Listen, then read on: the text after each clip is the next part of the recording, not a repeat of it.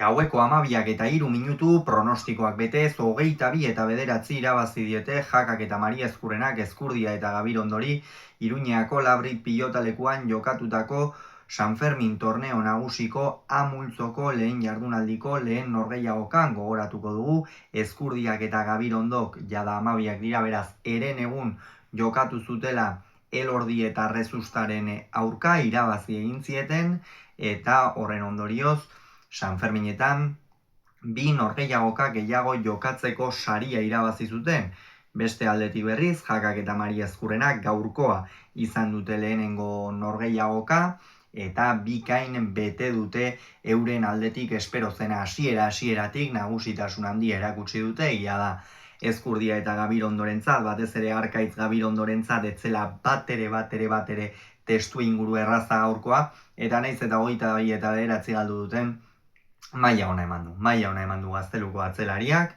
Aipatu dugu etzela erraza, atzo jokatuta gaur berriro ere jokatu, eta gainera Jon Mari Ezkurrenaren ahala duen atzelari baten aurka jokatzea sekula ez da erraza izaten, hala egokitu zaio, hala egin behar izan du, eta egia esan hasieratik Jaka eta Mari Ezkurrena nagusi izan dira. Nagusi, Jon Mari Ezkurrena ja bigarren edo hirugarren tantoan lehenengo errebotea sartu du, Arkaiz Gabirondo oso atzean eduki dute, Joseba saiatu da jokoa nahaste, baina ez du lortu, eta aipatzekoa Erik Jakaren gaurko partida.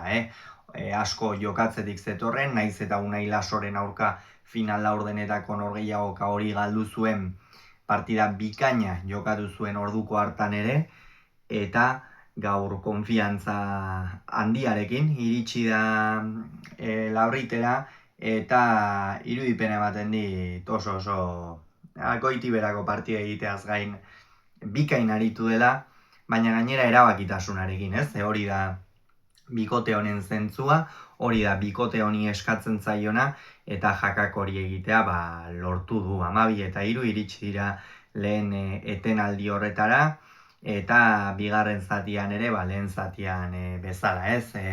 Pixkanaka gorriak ere amiltzen, Jakak geroz eta abagune gehiago izan ditu, ez du bakar bat ere barkatu, ez da gizten bat egin dituen azkenerako airez, baina gaur ezker gantxoak eta erremateak bereziki funtzionatu diote, aurkariak oso behartuta ibili dira partida osoan zehar, eta Jakak hori bikain baliatu du.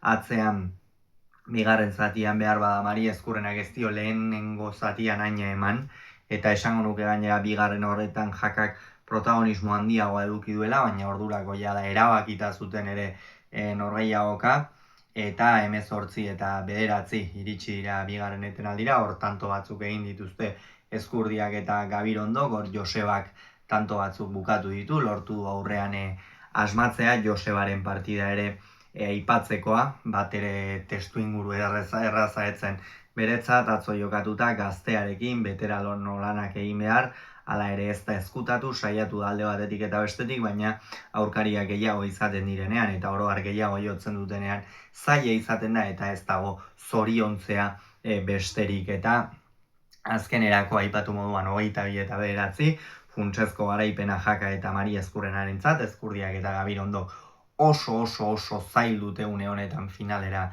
sailkatzea, baina aipatu behar da inolako zalantzari gabe, Arkaiz Gabirondok gaur atzo izan zuen markatu maila nagusian lehen aldiz torneo batean aritzeko abagunea, baliatu zuen, irabaziz, horrek beste bi partida gehiago jokatzeko saria eman dio. Gaurkoan Maria Ezkurrena handi bat izan du aurrean, hala ere naiz eta ez duen sekula dominatzerik izan, partida bikaina jokatu du, oro har defentsa aparta erakutsi du, eta goraka datorren enean gaurko partida bezalakoak ere beretzat ikasgai gisa bikainak izango dira, etorkizunea aparta bestela ez zuten noski jarriko, baina etorkizuna aparta duen atzelaria Gabirondo, eta hori gaur aipatu moduan demostratu du, eta ea zer gertatzen den hurrengo partidan, batetik Jakak eta Mari Ezkurrenak hortxe irabazleen arteko partida jokatuko dute, eta